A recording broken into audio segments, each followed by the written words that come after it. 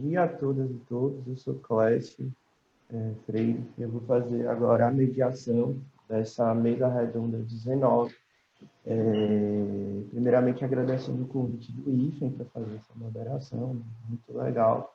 Vamos fazer essa mesa redonda que conta com a Cíntia Guedes Bezerra, Juliana Nunes de Barro, Jean Marlos Pinheiro Borba.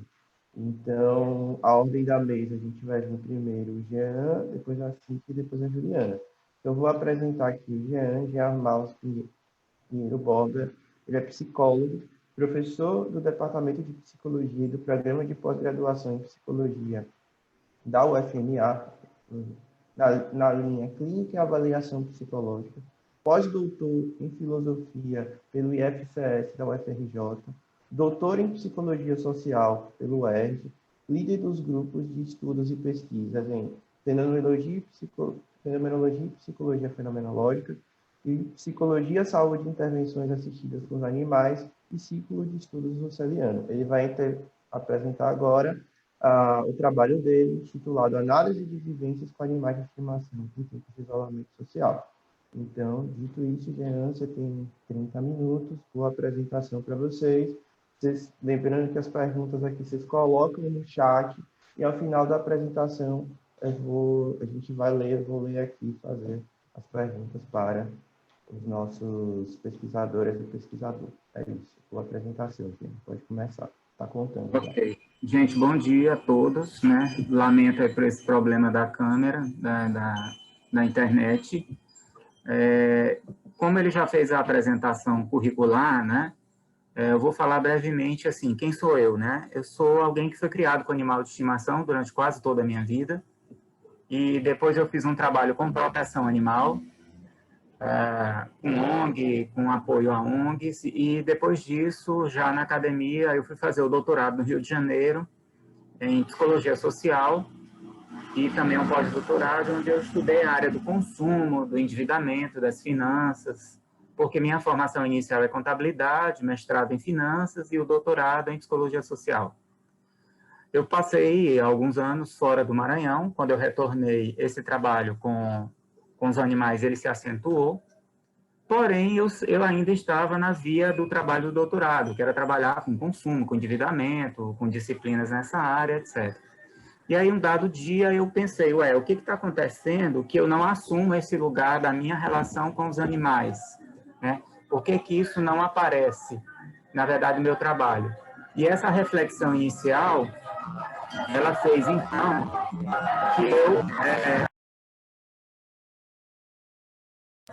que eu então, né, pensasse nessa questão que seria, eu vou então começar a fazer o trabalho, né, o trabalho de pesquisa, né, com a questão dos animais. E aí, né, eu estou fazendo essa justificativa para vocês entenderem como esse trabalho ele vai aparecer. Eu pensei em ir direto para a análise dos dados, contudo, eu acho que seria também importante mostrar um pouco para vocês como é que eu cheguei a essas questões, né? Além disso que eu já falei. Então, eu tenho algumas intenções centrais, né, nesse trabalho. É conhecer a essência da interação entre humanos e não humanos, entre homens e seus animais de estimação durante a pandemia, elucidar as vivências e conhecer o sentido e o significado delas para os participantes e realizar análise intencional das respostas, via fenomenologia russeliana. Socializar, ampliar o vínculo e o bem-estar entre humano e animal, né? Em termos pessoais, eu acabei de falar para vocês, né? E essa ideia surge da própria via da minha pré-reflexão, da minha própria vivência com animais e da escuta de pessoas também que têm animais de estimação. Então, em termos acadêmicos, tudo vai começar assim, né? Eu participo em 2013, 2014 e 2015 do SINTA, que é o Simpósio Internacional de Terapia, Atividades e Educação Assistida por Animais, onde eu vou apresentar trabalhos desenvolvidos no meu grupo de pesquisa. Como foi dito, eu coordeno 2 grupos de pesquisa. O primeiro grupo, que é o grupo de fenomenologia, eu tinha uma linha de pesquisa chamada Intervenções Assistidas por Animais, Saúde e Psicologia. Essa linha me possibilitou gerar um projeto que eu vou mostrar para vocês brevemente, e isso fez com que mais tarde eu criasse coragem para criar um grupo de pesquisa só sobre saúde e intervenção assistida com animais. que depois foi incluído o nome psicologia e intervenções assistidas com animais. Aconteceu que eu passei a orientar alunos na iniciação científica, foram 7 alunos na iniciação científica da psicologia e 1 da história. E na pós-graduação do mestrado, que eu sou orientador, 3 mestrandas já concluíram e 1 está em fase de qualificação. Isso fez também com que eu criasse eventos. Então, hoje a gente tem um evento que eu coordeno chamado A Psicologia, as Intervenções Assistidas com Animais. O CINTA não existe mais, ele não está mais funcionando, e o nosso evento passou a ter uma referência nacional. É o evento em que a psicologia discute a relação com as intervenções assistidas com animais. Isso fez também com que a gente criasse um GT no Conselho Regional de Psicologia, né, um grupo de trabalho. E o projeto inicial foi esse, aqui na UFMA, Terapia Assistida com Animais, uma alternativa para investigação, para formação em psicologia, um estudo fenomenológico, ele durou mais de 3 anos, e atualmente eu estou com esse projeto que vai começar, do ato empático à intersubjetividade, nas intervenções psicoterapêuticas com animais, uma proposta de intervenção e avaliação na clínica fenomenológica de orientação russeliana. A gente sabe que a psicologia ela passa por essa fase meio, digamos, uma certa mancha nesse início, que é o animal enquanto objeto. Se, de certa maneira, isso tem a ver com a filosofia naturalística tão criticada pelo Husserl e que vem com a psicologia experimental, que buscava compreender o homem a partir do comportamento do animal. E aí a gente tem uma mudança nesse foco, que é compreender o homem na sua interação com o animal e vice-versa, compreender o animal também na sua interação com o homem. Essa mudança de paradigma ela vai acontecer a partir da psicologia fenomenológica de Edmund Husserl e também de algumas influências dos estudos de Paul Singer sobre libertação animal, os campos de concentração animal de Susan, e coterapeuta interação livre de Nise da Silveira, né?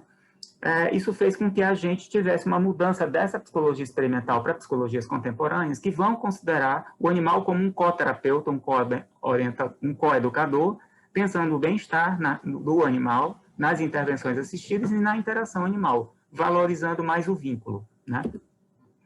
Essa mudança de visão também ela sofre um impacto muito grande com a Nise da Silveira, quando nas suas obras e no seu trabalho, né, no hospital psiquiátrico, ela vai desenvolver o conceito de coterapeuta, o animal como coterapeuta, e o afeto catalisador. A gente tem afeto inibidor e afeto catalisador. Isso vai afetar as interações assistidas por animais. Durante muito tempo, nós defendemos a interação assistida por animais. Contudo, nas nossas discussões, a gente começou a fazer a discussão sobre interação homem-animal, ou seja, antes da intervenção, há uma interação, que é o que os trabalhos anteriores clássicos não mostram. Eles falam muito mais da intervenção, da preocupação da técnica, da aplicação com a técnica, do que com a interação homem-animal. Ficou claro até aí, gente? Está dando para entender? Está muito rápido? Não estou te escutando, Clésio. Tá bom?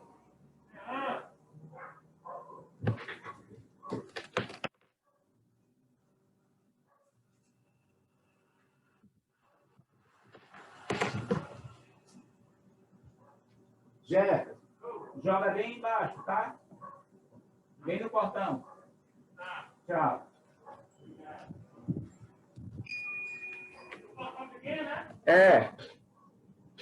Oi, desculpa, que chegou uma pessoa aqui para entregar uma coisa rápido. E aí, né, a gente pode estar pensando, né, falar um pouco sobre essa relação, que é a relação, o que une o homem ao animal, né? Como é que isso vai se dar? Então, a gente tem, desde desenhos animados até a relação, aí a gente tem os animais abandonados com pessoas em situação de rua, e esse aí é um dos meus animais. Bom, a ideia da interação humano-animal é exatamente tentar conhecer como é que essa interação se dava em tempos de pandemia. Eu já tive uma vivência pessoal, com escuta de outras pessoas, com trabalho de atividade assistida em lar de idoso, na clínica, e com as pessoas em situação de rua, fora os eventos. Então, da ideia de intervenção homem-animal, a gente começou a pensar na interação homem-animal, né? Para tentar entender as vivências com animais de estimação. O que elas permitem conhecer? Quem fala e do que fala, como fala, qual o sentido e significado que atribui ao que fala, como entra em contato com o que fala e que emoções se manifestam consigo mesmo, com os outros, com um mundo mediado pelos animais. E aí vem essa pandemia, onde o Covid e os humanos, né, e o Covid e os animais são um foco também de atenção. A atuação dos psicólogos na intervenção assistida com animais, né, eu não vou explicar muito esse gráfico, até pelo tempo, mas em linhas gerais, ela vai se dar muito lentamente, e principalmente por psicólogos da via experimental. Eu acredito que eu tenha sido um dos primeiros no Brasil a trabalhar do ponto de vista fenomenológico e criar projetos nessa área. Então, o cenário é um cenário de pandemia, um cenário de isolamento, uma suspensão forçada do mundo natural, do mundo intersubjetivo, presencial, e o aparecimento do mundo próprio intersubjetivo mediado tanto pelas tecnologias, que é o que a gente está fazendo agora, como pelos animais.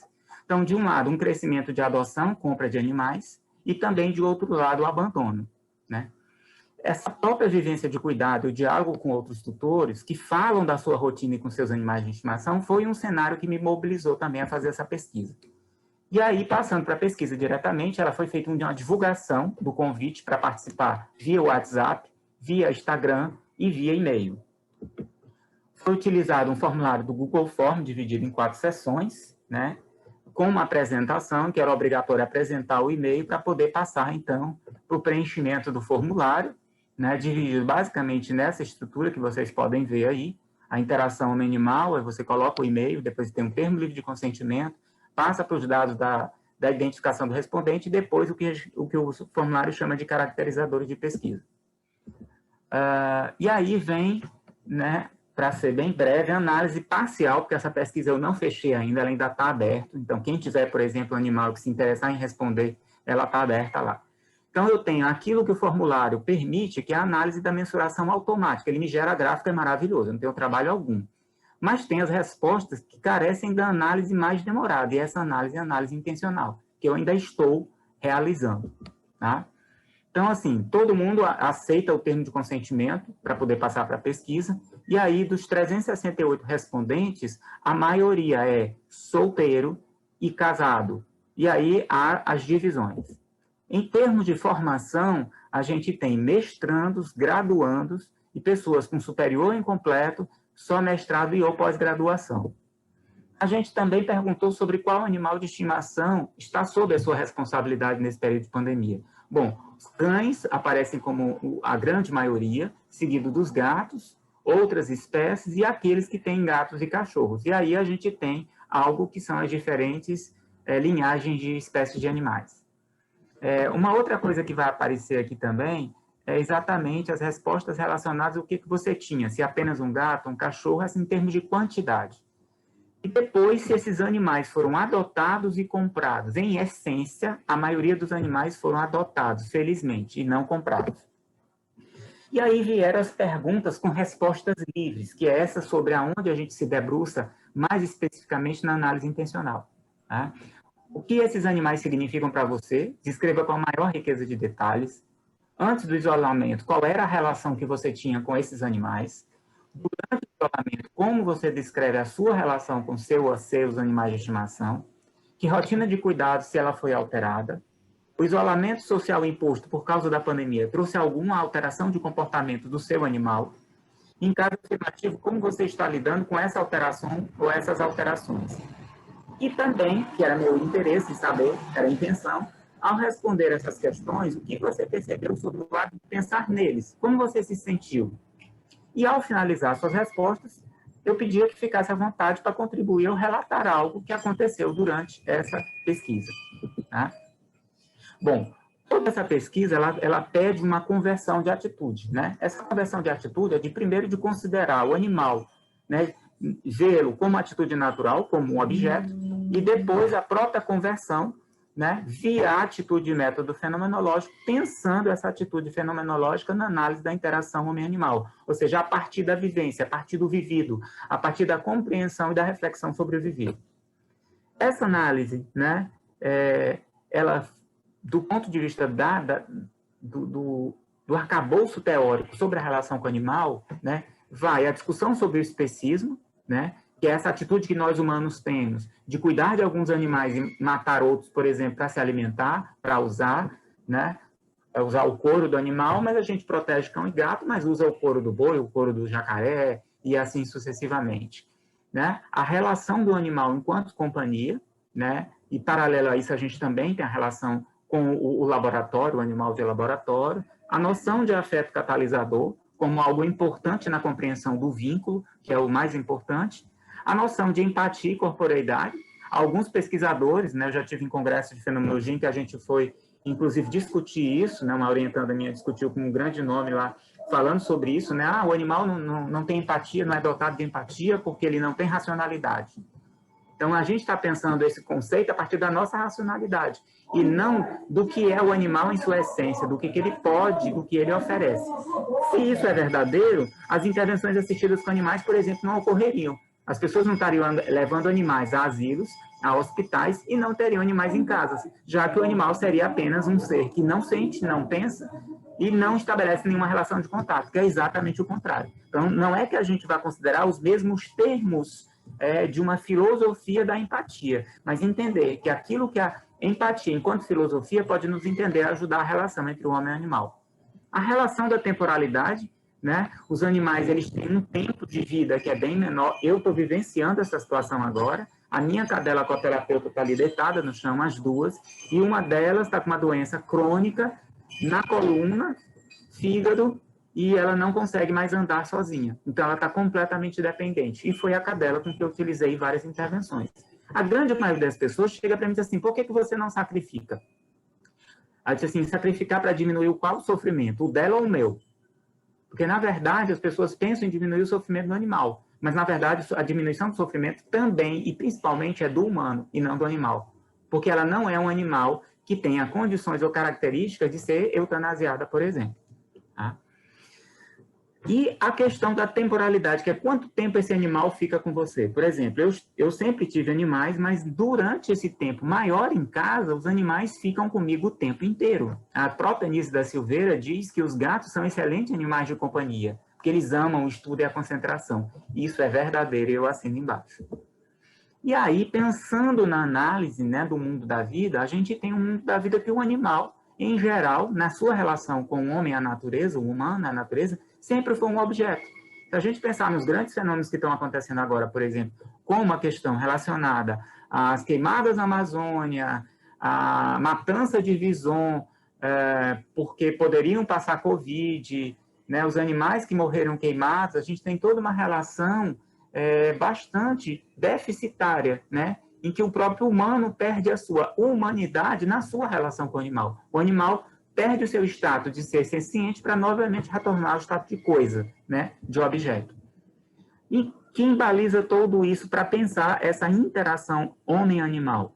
Primeiro eu estou falando interação homem-animal, porque quando o homem interage com o animal, é um outro homem que aparece. Não é mais o mesmo homem. O homem não é mesmo quando banha o rio. O homem, na interação com o animal, não é o mesmo. E a pesquisa mostra isso, né? O afeto que as pessoas demonstram da sua vivência imediata e a percepção e atenção que elas têm na relação com o animal, que foi potencializada ou que foi ampliada e melhorada. Do ponto de vista fenomenológico, né, os fundamentos russelianos que baseiam a compreensão desta pesquisa e da própria intervenção são a intencionalidade, a intropatia, que aí apareceu como empatia, mas intropatia é o termo genuinamente russeliano, essa possibilidade que a intropatia, né, abre de compreender o canal intersubjetivo entre humanos, né? E aí eu passei brevemente, acabei de lembrar no início da minha fala, que quando eu comecei a aplicar o questionário, eu selecionei um amigo, eu falei assim, lembrei de fulano, vou mandar para ele. E aí ele estava online no Instagram, eu mandei, ele respondeu imediatamente. Com a resposta dele, que foi um pequeno pré-teste, eu comecei a melhorar o formulário. Dias depois, gente, o animal dele passa por um problema, engole fios da almofada, entra em crise, passa 3 dias doente e vem a falecer.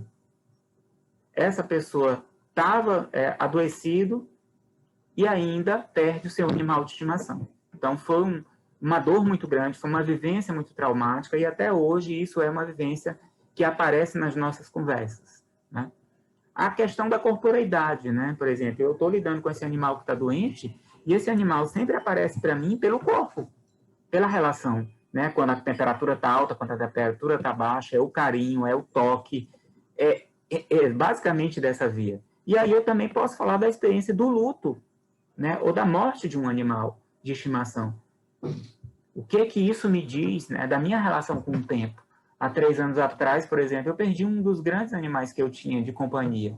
E ele não está mais. E eu lembro dele como se fosse hoje.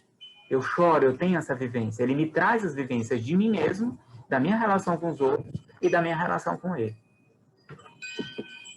E aí, qual seria, em síntese, né? Assim, tentando pensar uma síntese da essência das respostas? Os bichos de estimação, eles mudam vidas. Ou mudam a percepção que a gente tem da vida. Era isso. Espero ter sido claro para vocês. Estou aberto aí a questionamentos. Obrigado, Jean.